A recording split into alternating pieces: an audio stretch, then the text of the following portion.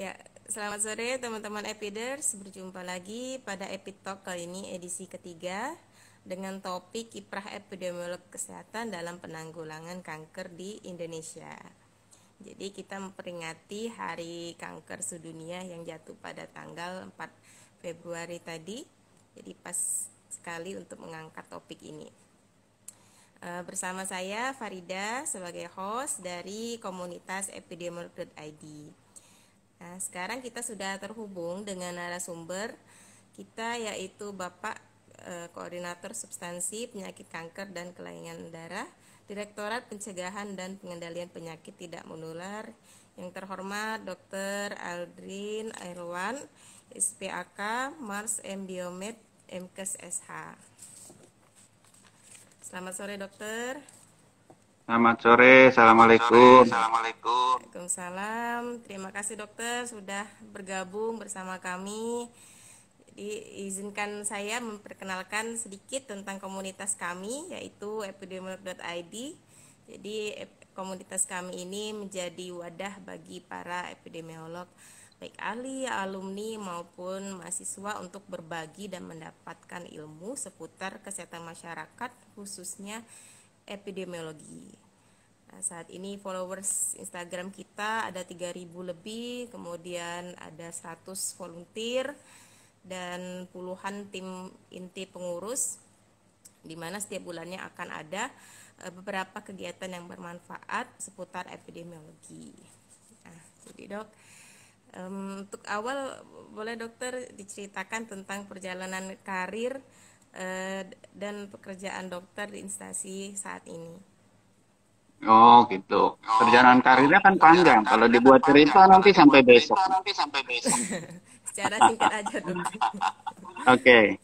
Jadi prinsipnya gini, kalau buat saya, ya, kalau kita ingin mendekati kebenaran, dan kebenaran yang mutlak itu hanya milik Allah ya. Kalau mau mendekati kebenaran, ya, maka kita harus punya banyak ilmu. Harus punya banyak sudut pandang dulu. Untuk memiliki sudut pandang yang banyak, maka kita harus punya banyak ilmu.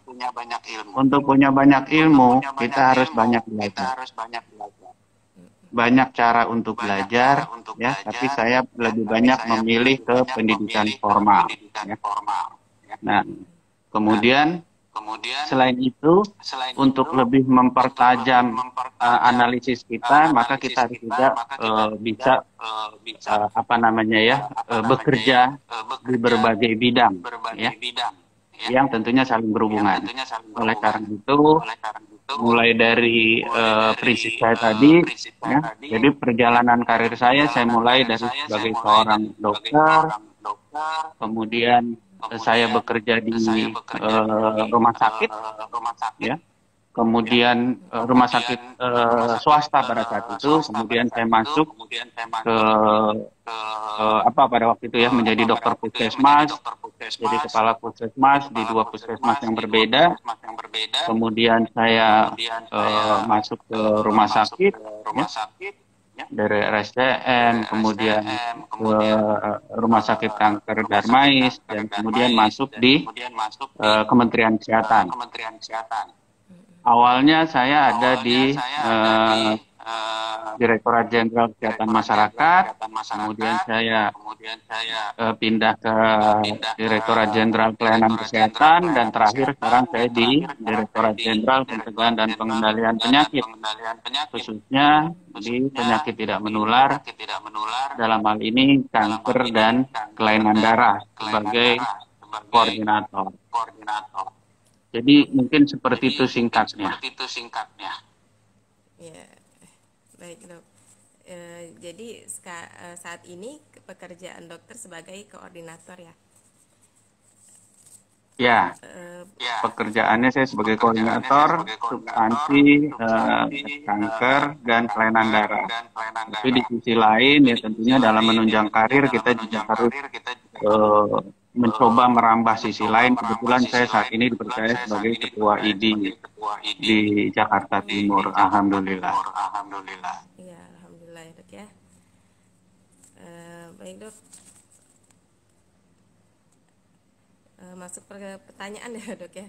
Teman-teman kalau mau ada pertanyaan yang ingin disampaikan boleh ya di kolom komentar ya. Untuk situasi saat ini dok, bagaimana penyakit kanker di Indonesia ini? Adakah perubahan di dalam masa pandemi dok? Baik, jadi kita harus menjelaskan dari sisi yang lebih luas ya. Artinya kanker itu merupakan masalah kesehatan masyarakat yang merupakan tanggung jawab kita bersama tentunya ya. Dan penyakit kanker itu merupakan penyakit yang multi step dan multifaktorial. Banyak faktor yang mempengaruhi terjadinya kanker ya. Termasuk situasi-situasi lainnya, termasuk situasi pandemi ya.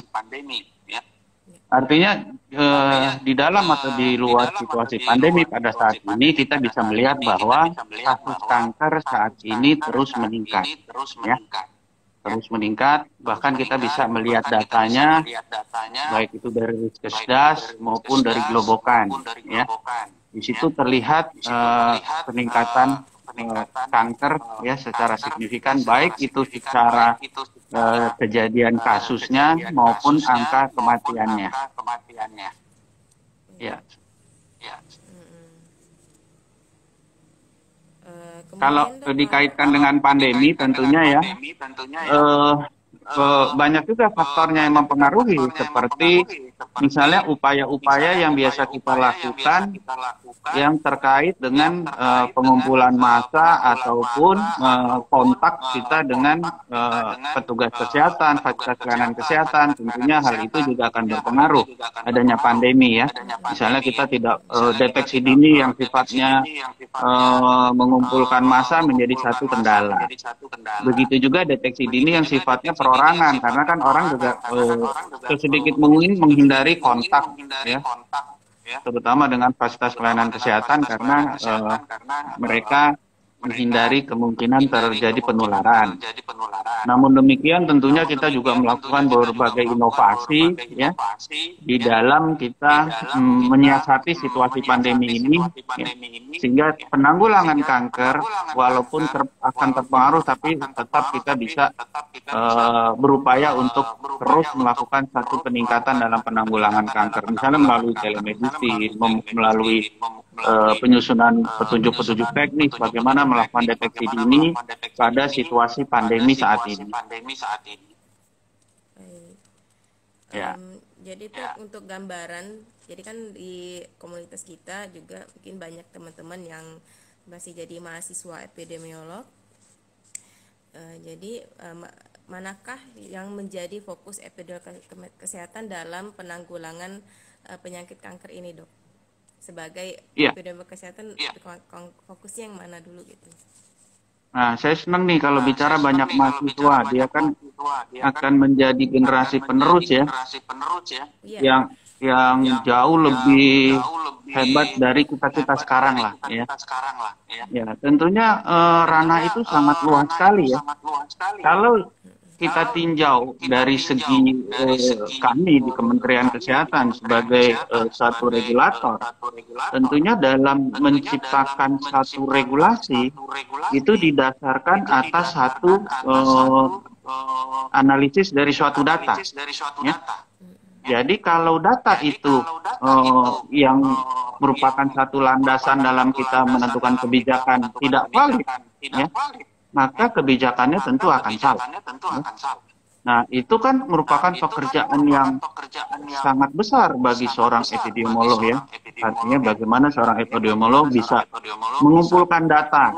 Dari mulai data itu saja jangan sampai sampah yang kita kumpulkan, betul ya? Artinya datanya harus sesuai dengan apa yang kita butuhkan. Ya, setelah data itu ada, tentunya kita juga mengumpulkan data, kita mencoba menganalisis data tadi kan, diolah, dianalisis, sehingga kita bisa mengambil kesimpulan, ya, beberapa kesimpulan untuk dijadikan dasar menentukan kebijakan ke depan. Jadi sangat besar menurut seorang epidemiolog dalam menentukan satu kebijakan. Data-data atau informasi apa saja dokter yang biasanya diperlukan oleh seorang epidemiolog saat terjun ke lapangan untuk penyakit kanker ini? Ya, banyak ya. Misalnya kita berbicara soal apa? Kan tergantung berbicara soal orang, ya, waktu, tempat, itu kan semua juga harus kita pikirkan ya. Artinya, contoh aja deh, data-data apa? Data dari jenis kankernya yang mau kita tahu. Kemudian jenis kelaminnya, ya. Umur berapa sih biasanya? Ya. Kemudian faktor-faktor apa saja sih yang mempengaruhi dari kejadian kanker itu. Setelah kita pelajari semua, kita juga bisa berpikir di mana kira-kira strategi kita untuk menanggulangi kanker ini secara efektif, efisien tentunya ya. Ya, mungkin itu sebagian saja nih. Baik dok. Kemudian dalam hal penanggulangan kanker di Indonesia, salah satu hal ya kan adalah surveillance penyakit kanker, dok ya. Jadi bisa digambarkan nggak dok apa aja kegiatan yang dilakukan oleh epidemiolog kesehatan terkait surveillance penyakit kanker saat mereka terjun ke lapangan nanti? Betul. Jadi yang paling penting tadi kan ya terkait dengan pendataan tadi, dan itu tidak lepas dari pencatatannya ya. Mereka harus pertama kali mencari data. Tadi kan sudah dikatakan ya, data itu harus sesuai ya dengan persoalan apa sih yang kita hadapi sekarang. Ya. Dan jangan lupa data itu juga harus dicatat. Ya, sebagai nanti pengingat atau dasar di dalam kita menganalisis. Ya. Nah, begitu kita bicara pengumpulan data, tentunya kita juga melihat dulu persoalan apa yang mau kita selesaikan di situ, kan gitu ya. Apa sih persoalannya tentang kanker? Ini contoh-contoh ya. Kenapa ya kita sudah menyediakan fasilitas untuk deteksi dini, ya? Contoh aja kanker payudara dan leher rahim. Tapi dari target yang kita harapkan, capaiannya itu nggak nyampe 10% misalnya. Ya. Kita kan harus bertanya, kenapa? Padahal ya, kasus itu merupakan kasus yang terbanyak pada perempuan. Ya. Dan itu sudah kita sosialisasikan pada kaum perempuan termasuk suaminya untuk melakukan deteksi dini secara berkala, dan fasilitasnya itu diberikan ya secara cuma-cuma, artinya pemerintah yang bayar, nggak ada yang gratis ya, pemerintah yang bayar ya untuk semua pasien. Tapi kenyataannya kenapa sedikit? Ya kan? Nah, itu banyak faktornya juga yang harus dicari. Ini contoh saja ya. Kan tadi ditanya apa sih bentuknya sehingga mahasiswa mungkin nanti terbayang. Nah, mungkin semua daerah di Indonesia capaiannya rendah, ya. Tapi belum tentu penyebabnya itu sama. Ya. Di satu tempat, misalnya masalah malu, ya. Karena dia harus memperlihatkan serviksnya itu kan. Nah, cara pemeriksaannya kan nggak nyaman. Ada juga yang takut dengan prosedur, bisa juga takut karena hasil. Nah, mungkin juga di sana informasinya tidak tersebar secara baik. Nah, tentunya kebijakan yang diambil ke depan adalah berdasarkan apa sih sebetulnya permasalahan di daerah itu. Nah, jadi validitas data itu menjadi satu hal yang penting di dalam kita menentukan kebijakan ke depan. Ya. Kembali lagi itu peran seorang epidemiolog sangat besar di sana.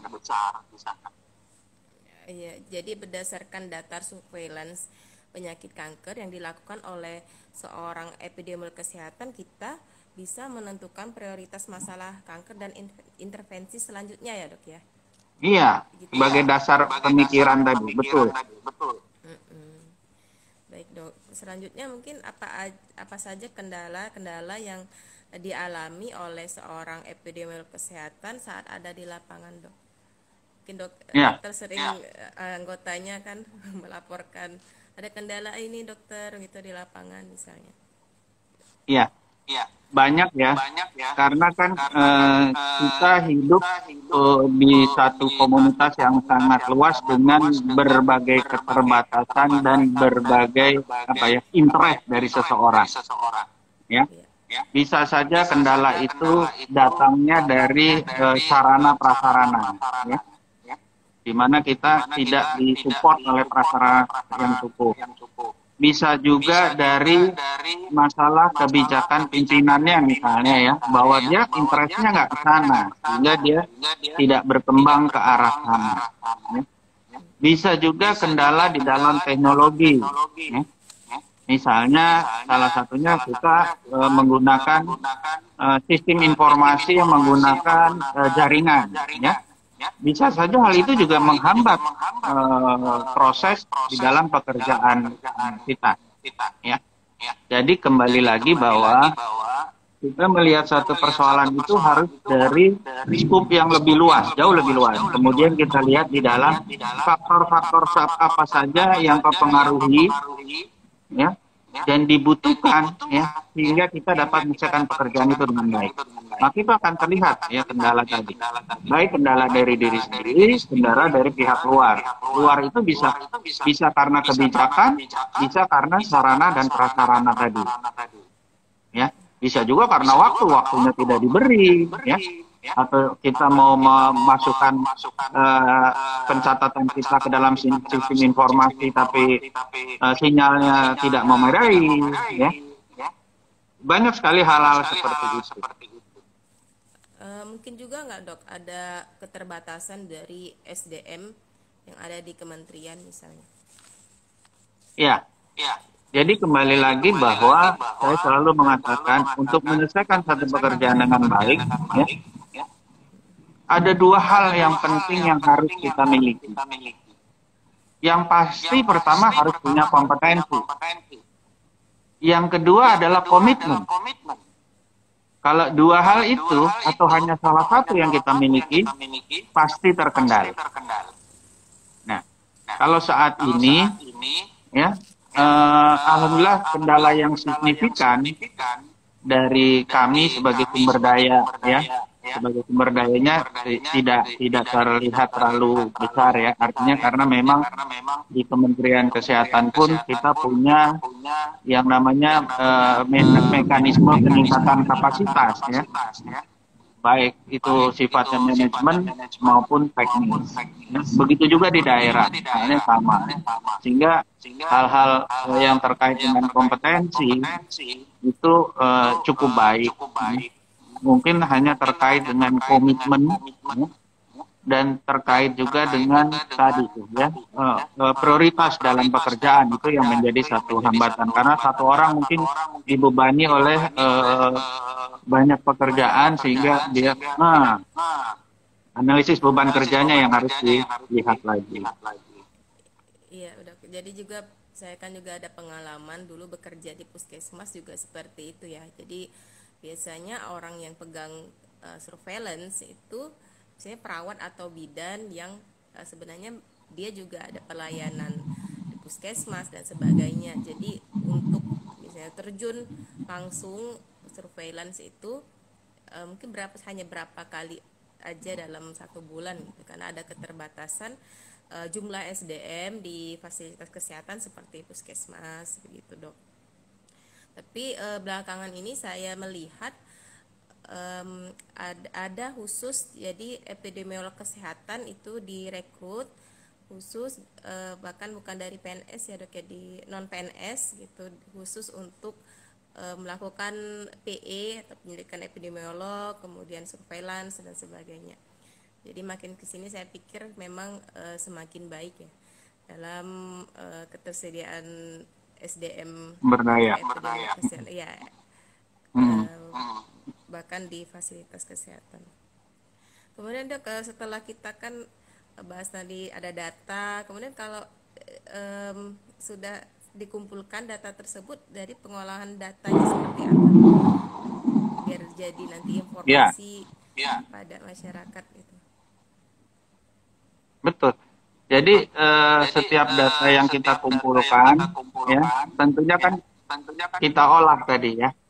kita olah, kemudian kita analisis ya, dari data-data yang kita peroleh itu dapat kita ambil apa saja maknanya. Makanya saya selalu mengatakan bahwa setiap orang dalam melihat data itu pasti akan berbeda-beda interpretasinya. Dari mulai yang sederhana sampai dia bisa memprediksi kemungkinan-kemungkinan yang terjadi, kan gitu ya. Atau bahkan ada orang sendiri yang melihat data tidak mengerti.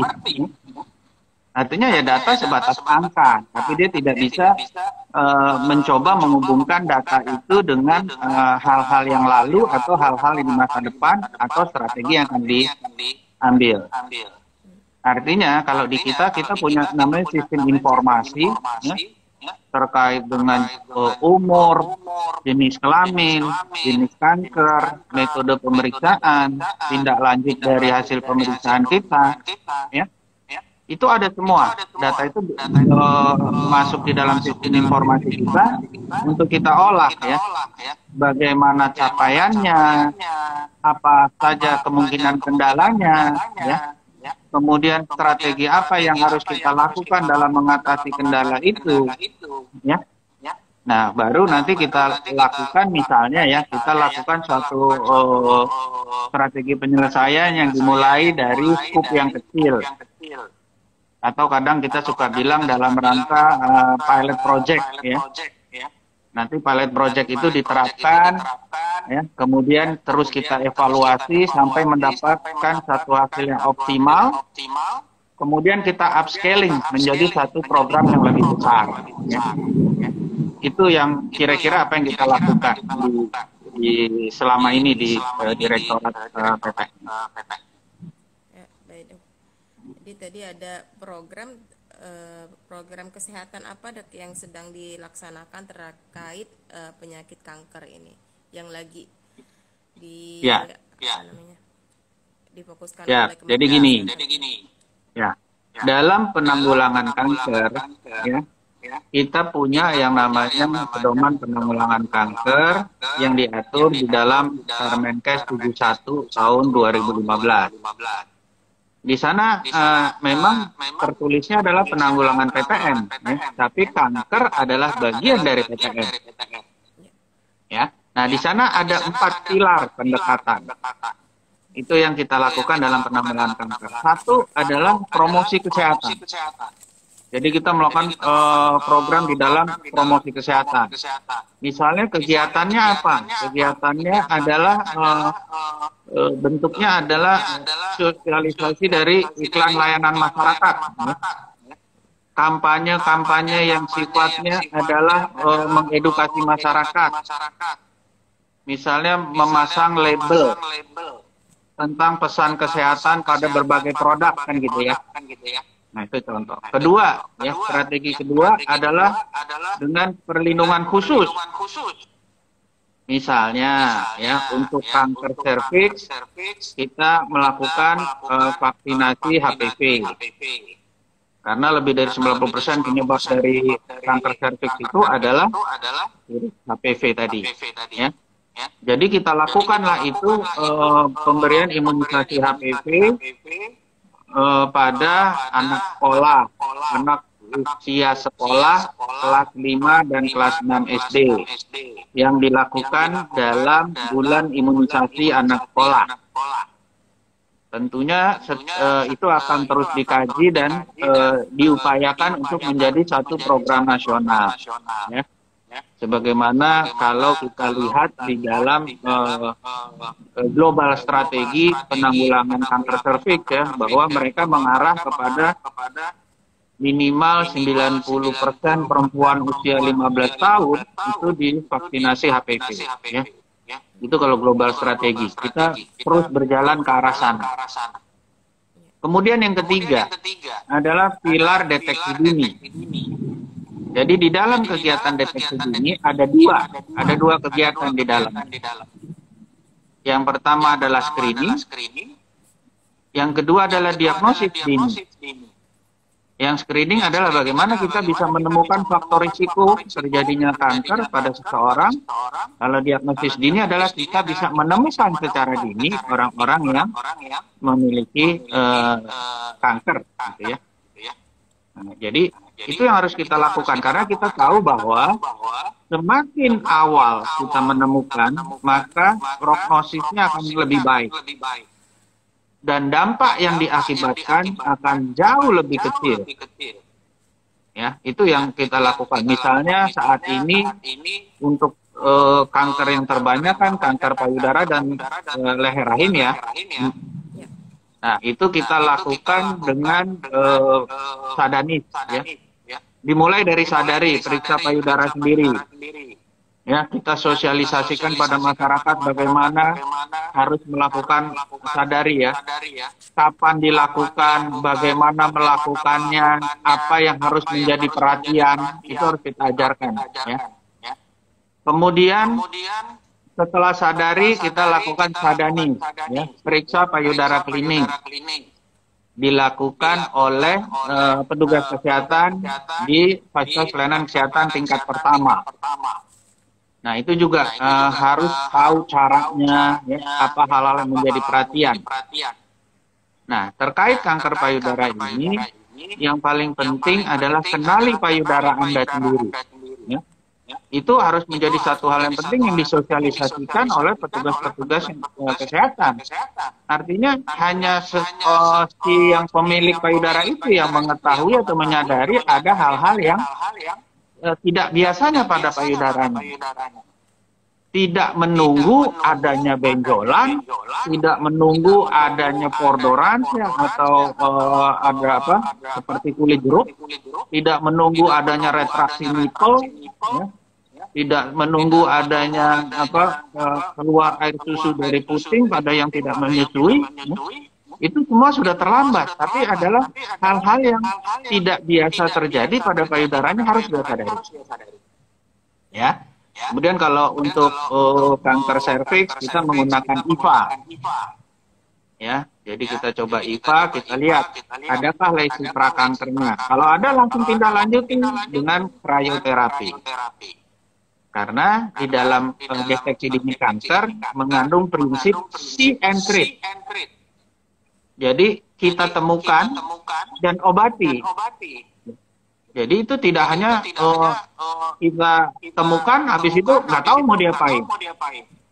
Tapi see and treat, artinya begitu ketemu langsung kita lakukan tindak lanjut dininya. Nah, yang keempat pendekatannya adalah pendekatan pengobatan. Jadi pengobatan yang sesuai standar. Artinya sesuai standar adalah dilakukan oleh orang yang berkompeten, ya kan, dengan metode yang tepat, waktu yang tepat juga. Ya, jadi jangan juga baru udah ditegakkan diagnosanya sekarang, tapi baru mendapat pengobatan 4 bulan, 5 bulan kemudian ya, kankernya sudah berkembang ya. Karena kita tahu bahwa kanker itu memiliki doubling time ya. Jadi artinya perkembangan sel kanker dari 1 menjadi 2, 2 jadi 4 itu ada jamnya. Ya, setiap kanker pun berbeda-beda doubling time itu. Itulah alasan kenapa kanker itu harus ditemukan secara dini dan ditata laksana secara dini sesuai standar. Karena kalau tidak, dia akan bertumbuh dengan cepat dan dampaknya akan lebih buruk.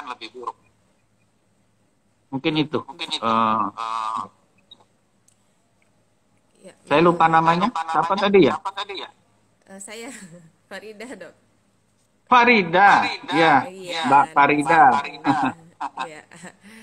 Jadi memang mungkin setiap lingkungan kita pasti ada salah satu ya penderita kanker gitu. Memang kadang itu, Dok, nggak berapa bulan yang lalu masih kelihatan sehat-sehat aja, kemudian tiba-tiba gitu. Ternyata memang deteksi dini itu sangat penting ya, Dok ya, karena kita merasa sehat, mana tahu sebenarnya sudah stadium berapa gitu kan. Yang saya lihat itu seperti itu ya kalau di banyak kenalan saya gitu. karena keterlambatan dari deteksi dini tadi. Ya, Baik. Bu Farida, betul ya. Maka kita harus mengenali faktor risikonya. Ya, faktor risiko dari kanker memang secara garis besar itu faktor risiko kanker hanya 5-10% yang sifatnya genetik. Tapi 90-95% itu sporadik. Terutama masalah faktor perilaku dan lingkungan, ya. Sehingga kita harus selalu waspada tuh melakukan deteksi dini itu tadi. Ya. Bahkan sebelum kan itu sebelum adanya gejala, ya. Jadi kita kan melihat, kan selalu kita kalau itu ada sign and symptom, betul ya, tanda dan gejala. Nah, pada saat deteksi dini itu kan kita mencari tanda-tanda tadi. Jangan sampai menunggu gejalanya ada, baru kita menindaklanjuti. Bentar dok, kita cari dulu kalau ada pertanyaan. Teman-teman kalau mau bergabung dengan video boleh, kalau ada pertanyaan boleh tulis di komentar ya. Tadi ada pertanyaan nih dari Fandi Damo. Kakak, kenapa surveillance harus dipegang oleh perawat ya kak? Sebenarnya enggak juga ya dok ya. Tadi contoh itu. Iya, contoh aja. Tapi prinsipnya gini Bu Farida. Ya. Harusnya orang yang memegang itu adalah orang yang sesuai dengan pendidikannya.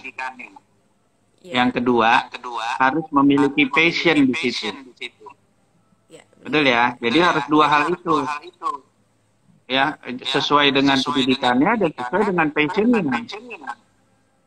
Ya kan? Jangan sarjana atas permintaan orang tua, wah repot.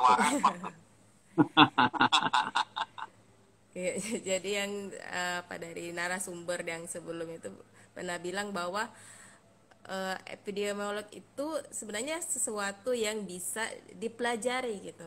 Kalau kita memang minatnya di situ, misalnya kita lihat data penyakit terus kita pengen olah data itu, kita pengen informasikan ke teman-teman, itu udah masuk dia passion namanya di bidang epidemiolog gitu. Okay. Betul, itu yang tadi saya bilang. Orang dalam melihat angka beda-beda. Ada yang melihat angka di tabel, nggak bisa narik simpulan apa-apa. Ada. Kalau istilah saya adalah loper koran. Jadi dia hanya bisanya melempar-lempar aja, tanpa pernah membaca dan menganalisis apa isi korannya. Kurang lebih kan gitu ya, lempar-lempar aja gitu. Tapi dia, padahal di tangan dia itu adalah informasi yang sangat berharga. Nah, itu istilah saya aja.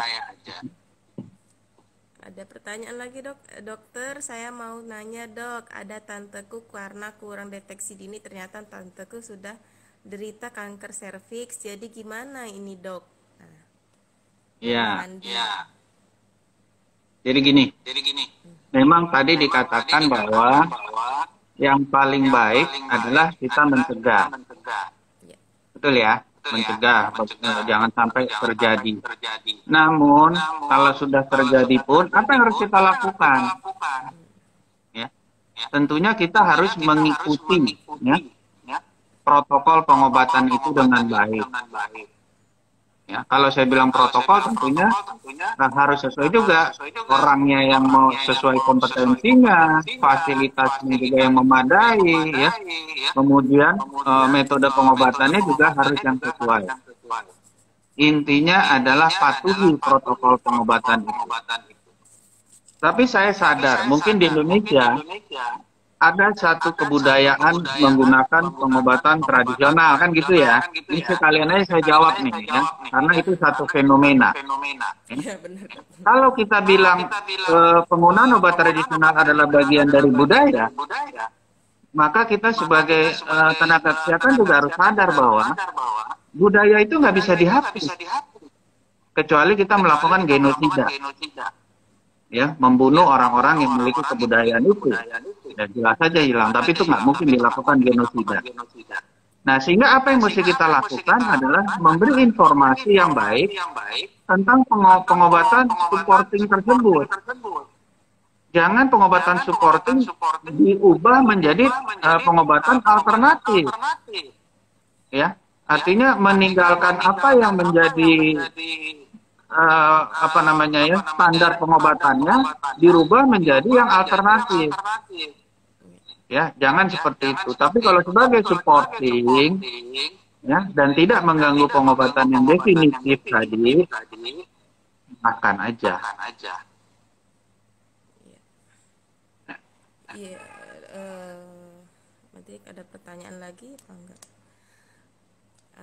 Jadi dok juga di Hari Kanker Sedunia kemarin kan juga temanya itu close the care gap. Jadi banyak di Indonesia terutamanya ada kesenjangan pelayanan kesehatan untuk terkait masalah kanker ini dok. Jadi misalnya tidak merata gitu ya, di desa misalnya masih kurang, di kota lebih cenderung ke kota misalnya. Itu gimana dok ya, tanggapan dokter? Ya. Jadi memang kalau arti close the care gap itu, kalau kita artikan dengan apa yang biasa kita bicarakan sehari-hari adalah pemerataan akses dan mutu. Kan begitu ya? Bagaimana kita bisa memeratakan akses dan mutu. Tapi jangan lupa bahwa negara kita ini sangat luas, ya, dengan berbagai persoalannya masing-masing. Jadi close the care gap itu banyak hal yang bisa kita lakukan. Ya memang yang sudah pasti menyediakan apa yang harus ada, kan gitu ya. Kalau tenaganya nggak ada, ciptakan tenaga. Kalau alatnya nggak ada, beli alatnya, sediakan alatnya, ciptakan tenaga, ciptakan alatnya. Ya, itu mudah. Ya. Dalam hal teori, tapi pemenuhannya kan tentunya banyak hal-hal yang mesti dipenuhi, sumber dayanya cukup besar. Maka untuk sementara waktu dalam rangka memperkecil gap itu kita kan bisa melakukan satu inovasi. Ya, misalnya melakukan pendidikan atau pelatihan bagi tenaga-tenaga yang sudah ada agar dia memiliki kompetensi yang lebih, ya. Jadi dia nanti bisa digunakan pada daerah tertentu, pada waktu tertentu, kan begitu ya. Untuk menutupi kekurangan tenaga, itu harus dipikirkan. Ya. Atau membangun satu sistem regionalisasi, kayak satelit-satelit, gitu ya. Untuk daerah tertentu, ya, ditentukanlah mana pusat-pusatnya, mana satelit-satelitnya, sehingga daerah-daerah yang tidak memiliki sumber daya tersebut diatur agar mendatangi tempat terdekat. Jadi dibikin satelitnya, dibikin sistem rujukannya, ya dalam menunjang keterbatasan akses tadi. Nah itu, jadi tidak selalu harus pengadaan langsung, ya ada, tapi dalam menunggu itu semua kita harus punya satu strategi dalam close the care gap tadi. Itu Bu Farida. Ya, baik dok. Ya, teman-teman yang lain, apakah masih ada pertanyaan untuk Dokter Adrin?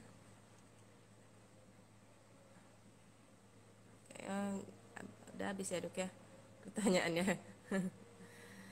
Baik, udah nggak ada yang nanya ya, udah pinter semua.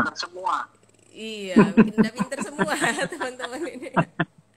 Mungkin dok ada pesan-pesan nggak buat teman-teman mahasiswa atau penggiat epidemiologi ini untuk kedepannya biar kita sama-sama bisa bangun fondasi yang lebih kuat gitu loh. Ya. Jadi kembali tadi ya, dua prinsip tadi yang sudah saya ceritakan di awal. Ya. Kalau kita ingin mendekati kebenaran, maka kita harus punya banyak sudut pandang. Sehingga jarang sekali kita mengeluarkan kata-kata pokoknya gitu. Biasanya gitu. Itu tipe orang yang tidak banyak memiliki sudut pandang. Ya.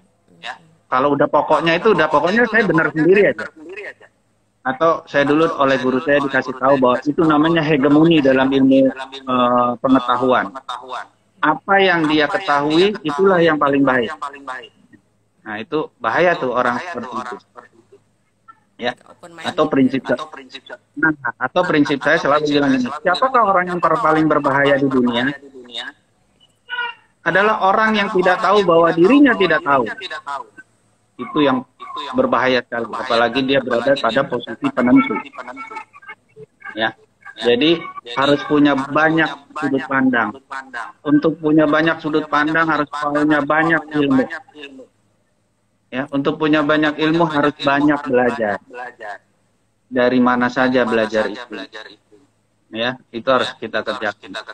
Kemudian prinsip kedua tadi ya, dalam melakukan pekerjaan, lakukanlah sesuai dengan kompetensi dan harus memiliki komitmen dalam pekerjaan. Ya, karena jangan berpikirnya dibalik nih. Gua pengen cari uang, kebalik. Kerja aja yang baik, insya Allah rezeki akan ikut. Ya, jadi komitmen dalam bekerja itu menjadi satu hal yang penting. Jangan gini loh, dia juga malas-malesan, datang jam 8, di tengah-tengah ngelamun, tidur, pulang jam 4, gaji, tunjangan sama, ya itu urusan masing-masing lah. Ya, jadi itu tadi, kalau pesan saya, pada generasi yang akan datang, kalau semua bisa seperti itu, bukan satu hal yang mustahil Indonesia menjadi negara yang terbesar di dunia, dengan sumber daya yang luar biasa saat ini. Maaf dok, ada satu pertanyaan lagi, nggak apa dok ya? Tiba-tiba. Boleh, saya kalau ditanyain gini seneng. Ya, iya. Saya nyalain lampu deh biar nggak gelap. Dokter, Ya. jika sudah merasakan ada gejala kanker, apakah kankernya sudah terbilang parah atau gimana dok? Dan apakah masih ada kemungkinan untuk sembuh? Ya, baik. Silakan dok. Ya. Jadi gini, ya. Kan prognosis itu sangat ditentukan oleh banyak faktor. Dari mulai jenis kankernya, letaknya ada di mana, ya, kemudian termasuk stadiumnya tadi. Ya, sangat banyak yang mempengaruhi kanker tadi. Makanya disebut penyakit sel yang sifatnya multi-step dan multifaktorial. Ya. Nah, sekarang jadi walaupun sekarang dia bergejala, ya memang gejala itu kan selalu setelah sebagai satu tanda, ya, sebagai satu tanda adanya satu masalah. Contoh sederhana, ya, 80% ya gejala dari kanker stadium akhir adalah nyeri. Ya.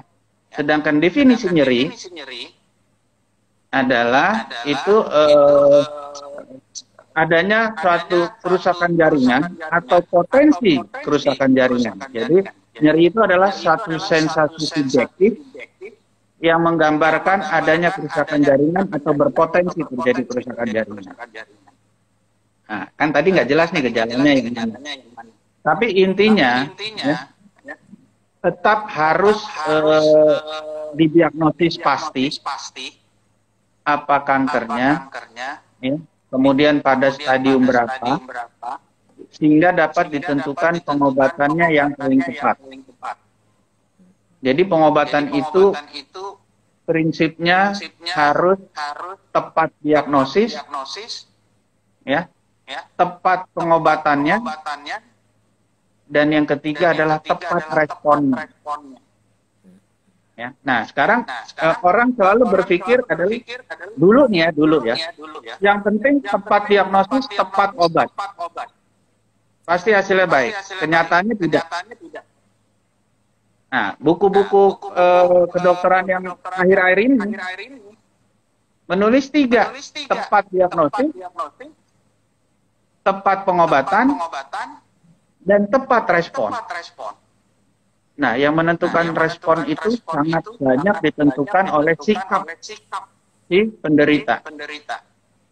Makanya ada orang yang mengatakan, kenapa ya? Kok yang satu cepat memburuk, yang satu hasil pengobatannya baik? Karena responnya terhadap pengobatan berbeda. Kenapa responnya berbeda? Sikap atau penerimaan dia terhadap penyakit itu juga menentukan. Maka support keluarga juga sangat besar. Ya. Jadi jangan orang sudah menderita kanker, ya, kitanya malah ikut membebani. Jangan. Tetap diberi support, ya, untuk dia terus semangat. Ada satu ilmu di dalam kesehatan yang mengatakan adalah kemampuan self healing potensial, kemampuan penyembuhan diri. Nah, semua itu kan diberangkatkan dari pikiran yang positif. Nah, ini saya mau tanya sama Bu Faridan. Perasaan ada yang bilang gini ya. Ini saya nggak ahli agama, tapi saya sering mendengar aja. Kata Allah gini, aku akan mengikuti perasaan kamu terhadap aku. Betul ya? Saya suka dengar tuh. Aku mengikuti perasaan kamu terhadap. Jadi kita harus baik saja berpikirannya. Semoga Allah akan memberikan yang terbaik. Kan gitu ya? Nah, begitu. Nah, itu seorang epidemiolog juga harus tahu nih Bu Farida. Iya. Saya juga tahu bahwa raga yang sehat itu berasal dari jiwa yang sehat, Dok. Jadi jiwa yang sehat, luar biasa tuh. Raga kita apa? Insano dan corporisano ya. Apa itu? Di dalam tubuh yang sehat terdapat jiwa yang kuat. Terdapat jiwa yang kuat, ya, benar. Mensana in corpore sano. Iya, mensana in corpore sano. Nah, gitu. Jangan main sana, main sini gitu. Nggak jelas. Ada pertanyaan lagi, Dokter. Ini dari Aswan Septiano. Assalamualaikum. Waalaikumsalam. Saya ingin bertanya seberapa besar ya penyakit kanker dapat menjadi komorbid dalam peningkatan kematian akibat COVID di Indonesia? Itu, Dok. Pertanyaan, Dok. Iya, betul. Jadi kanker sebagai salah satu komorbid. Tapi saya angka pastinya saya nggak hafal ya. Walaupun yang terbanyak adalah hipertensi dan DM. Ya. Kemudian tentunya juga PPOK. Ya. Karena biasanya kan orang-orang itu dengan gagal napas gitu ya. Tapi kanker juga sangat berpengaruh. Kenapa? Ya. Karena kanker itu sendiri ataupun pengobatan kanker itu sangat berpengaruh terhadap sistem kekebalan tubuh seseorang. Sedangkan infeksi COVID ini sangat berhubungan erat dengan kekebalan tubuh seseorang.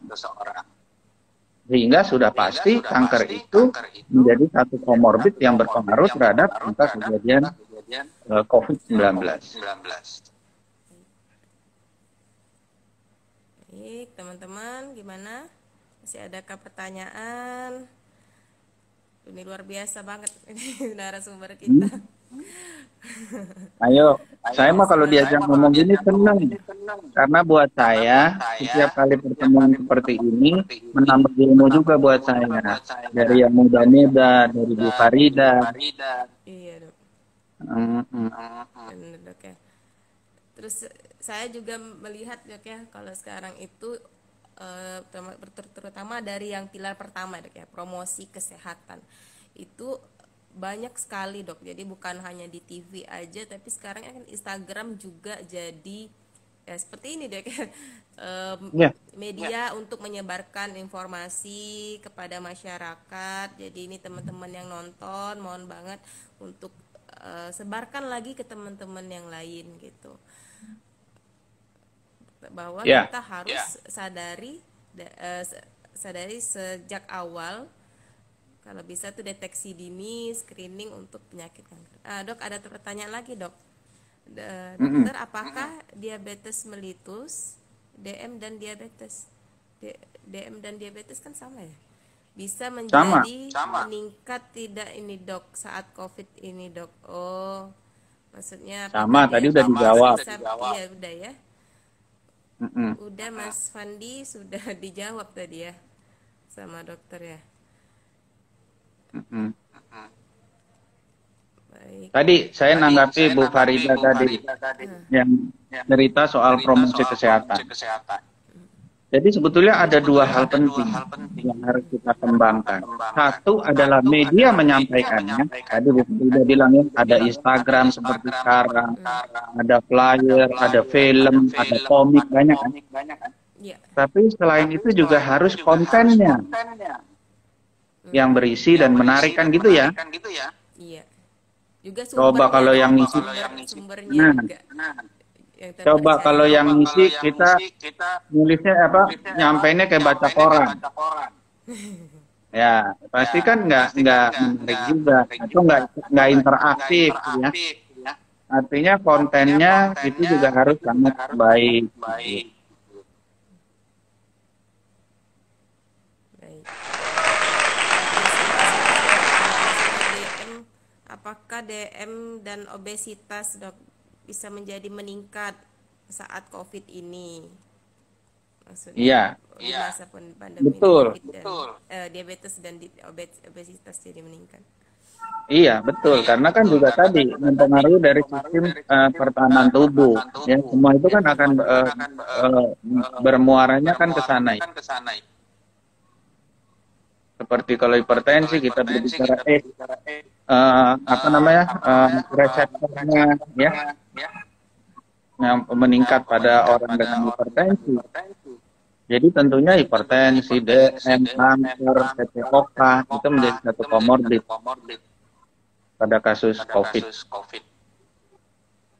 Yang harus kita ketahui adalah bahwa kita harus tetap bisa mengontrol penyakit-penyakit tadi dengan pendekatan yang baru tentunya, misalnya menggunakan telemedicine, ya, kemudian menggunakan protokol kesehatan. Oh, tetap datang ke rumah sakit misalnya ya untuk kontrol, tapi waktunya diatur ya. Kemudian sikapnya tetap cuci tangan, jaga jarak, tidak ngobrol kan gitu ya.